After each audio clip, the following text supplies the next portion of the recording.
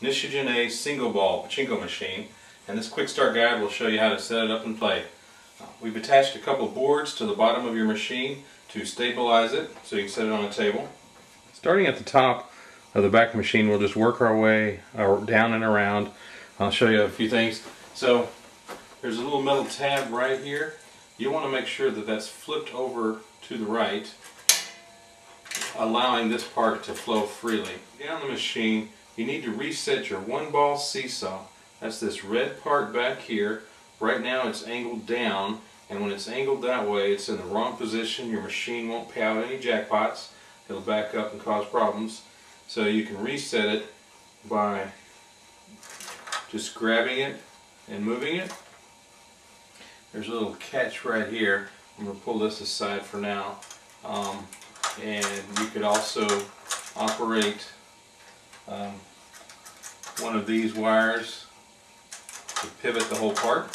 Now this metal here is a cover over your lower track, and there's a little paper clip right here, wire, looks like a paper clip.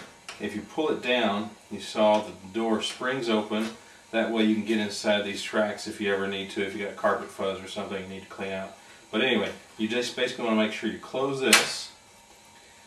Then coming over here, you've got a spring and another spring, and there's a tab right above my finger and another one here.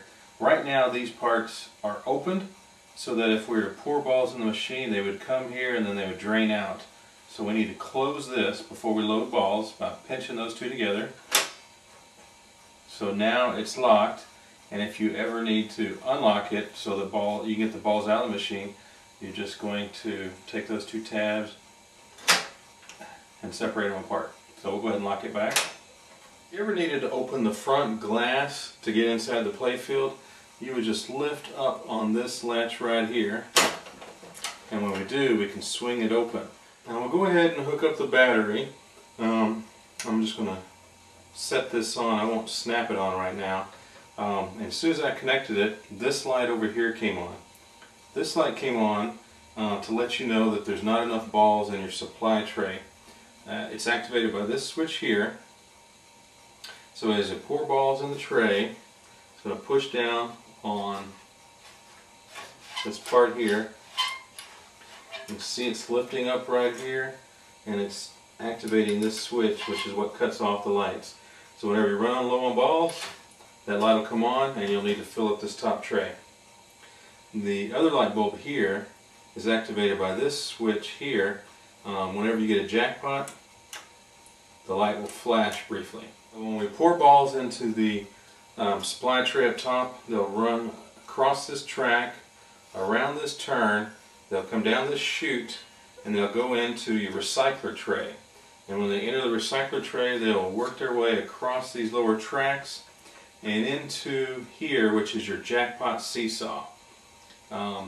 That's where balls will wait until you get a jackpot.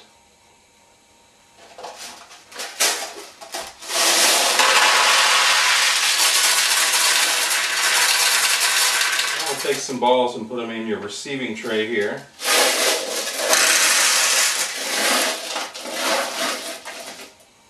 And now let's talk about the front of the machine.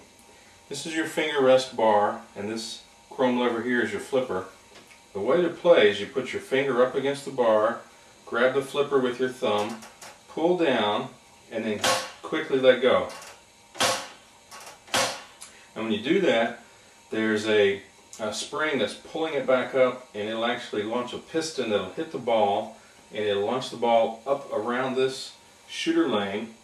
And if you pull far enough down, it'll have enough power where it'll launch it all the way around, and it'll try and go a second time around. So the skill of the game is figuring out how far to pull it down so that you can get the ball to come up and maybe drop and try and get into one of these pockets over here, or try and get it to go down the center, or try and get it to go down here on the right. Now as the ball drops down, it'll bounce off these nails, and in these round spinners, the spinners will redirect the ball. You have a top pocket here, you've got a center main attraction, you've got some more pockets here, Then you have a tulip here, and right now that tulip is open. When a ball goes in, it closes, and if it's closed and the ball goes in, it opens. No matter where you get the ball in any of these spots, that's called a jackpot. And when a ball goes in, you'll get a payout of balls.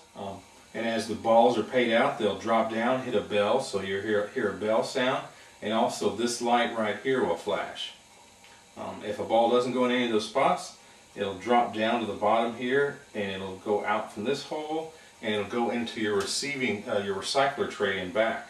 So the neat thing about this is you don't have to fill up your machine a lot like you do with the modern machines, because it recycles itself.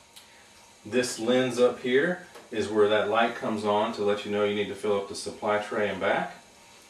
Here you have a window where you can look in and see your jackpot seesaw, and you can see balls in there now, and whenever you get a jackpot, that seesaw will pivot down, empty out all the balls, then it resets and it refills with balls. Now over here, this is the hole where you will take a ball out of your receiving tray and you would drop it in here, and it rolls across this white ramp into the shooter lane. So now we're ready to shoot. It's called a single shot or a single ball machine because you have to load the balls one at a time.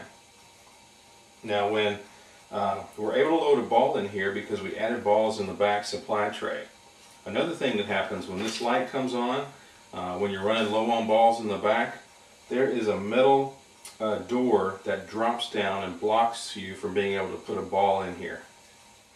Now this part here, this red part here, is what's called a holding area.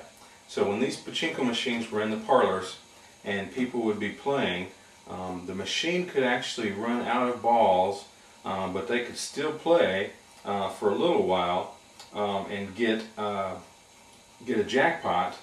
But if the machine couldn't pay it out, say if the seesaw in the back wasn't reset properly, this would hold the balls that you won until an attendant came by, reset the machine.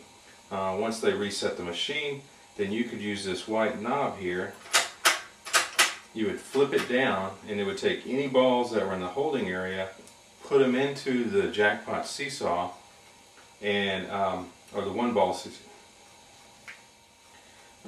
Put it into the one ball seesaw, and then it would pay out any balls that you had holding here. So you do that, it'd pay out. You do it again, it'd pay out until all the balls were gone. But the holding area is only so big, so it could only hold 5 or 6 balls. So if you kept playing, eventually it would fill up, and then the balls would drop straight down here past that white lever and fall into your shooter lane, and you wouldn't get paid for those. This is a mechanism that you really don't need so much for home use. Like I say, it was mainly for the parlors, but that's how that functions. Okay, now we're ready to play Pachinko. So we'll go ahead and shoot a ball.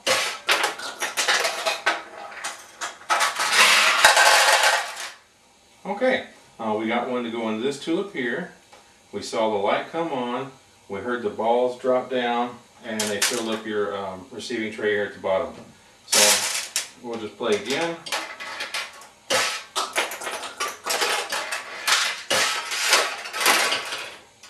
There it went around, and it almost went around a second time, but instead it rolled back down here, and I also put another ball in at the time. So now we have 2 balls in the shooter lane. So if I try and shoot, I should have enough power to get them both out on the play field. Well, one made it, the other one didn't. I'll go ahead and put 2 in again. So I was able to launch 2. However, if you put 3, 4, 5 in here, you won't have enough power to launch the balls. You'll just shoot it, they'll roll up, but they'll get stuck. They can't go any higher, so they'll roll back down. And what you have to do is you have to open this playfield door like we saw earlier.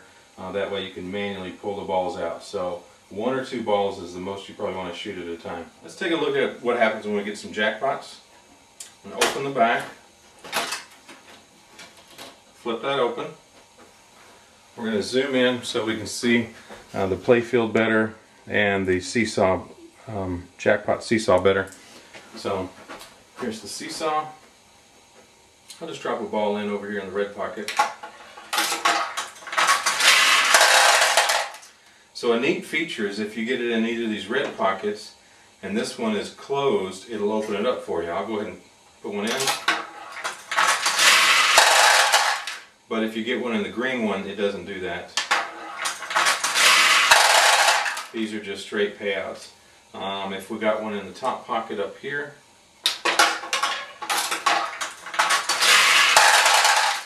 it'll drop down and it will open this tulip as well.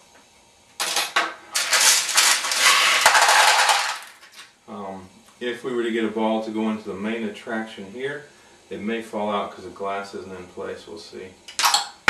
Yeah. This spins. I'm just going to try and guide it.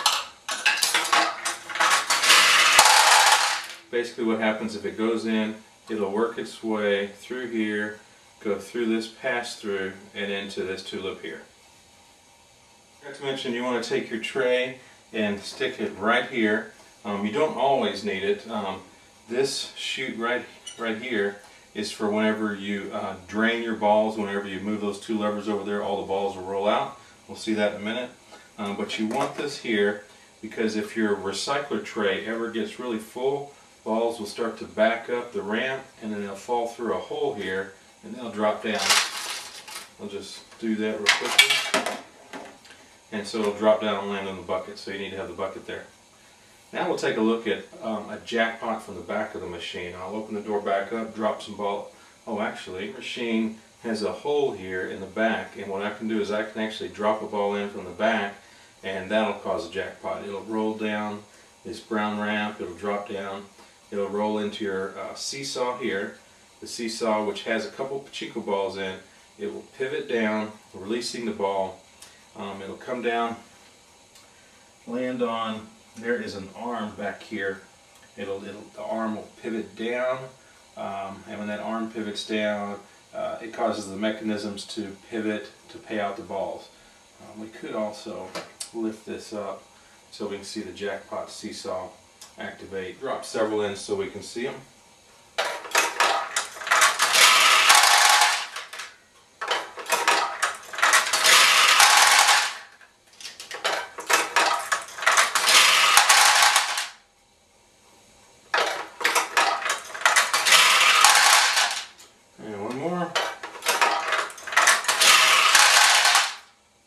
Maybe one more.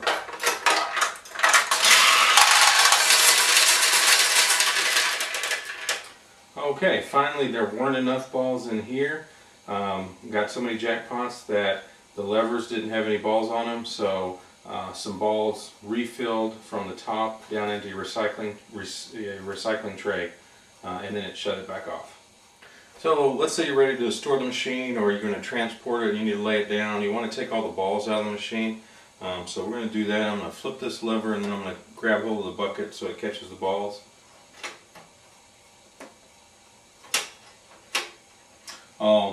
It is getting caught on this cover right here.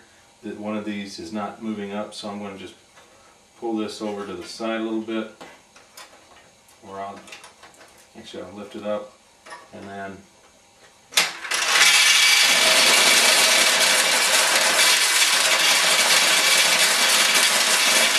okay, you might just want to tap on the machine, make sure all the balls came out, especially the top tray, that metal tray. Okay, it looks like they all came out, so I'll go ahead and lock this now so I don't forget to later. And now we have all the balls out of the machine. Okay, that concludes this quick start guide. We sure hope you enjoy your machine. I'm going to show how the holding area works a little bit. First I'm going to put the seesaw in the wrong position. I'll have to move the lever out of the way in the bottom. Okay, now it's in the wrong position. By the way, that white lever on the front of the machine that you lift up and down, this is how it works from the back. So what it's doing, it's lifting a ball up and then it's going to release it so that it can enter into the red part. Let me drop in some jackpots. Okay, it came across and it hit this red part of the seesaw and it rolled to the front of the machine. We'll drop another one in. Okay, now let's take a look at the front of the machine.